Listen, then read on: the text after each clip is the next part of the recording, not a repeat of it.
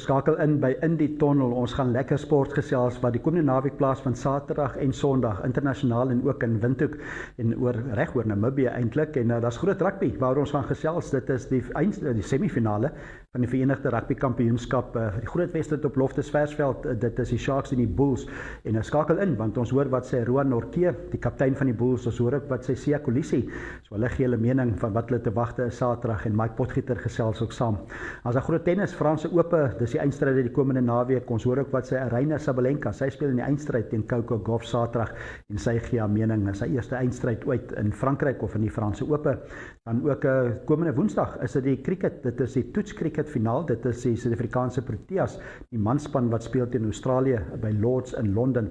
Ons hoor wat sy die afrigter Shukri Konrad van Suid-Afrika se span en dan is dit ook golf waarna ons gaan kyk en ook sokker en fietsry. So dis 'n besige sport naweek. 'n Groot eindstryd ook in die Namibiese rugby, die Premierliga. Dit is Saterdag 4:15 by die Hage Geingob Stadion in Windhoek. Dit is Wanderers, dis FNB Wanderers wat speel teen FNB Kudus.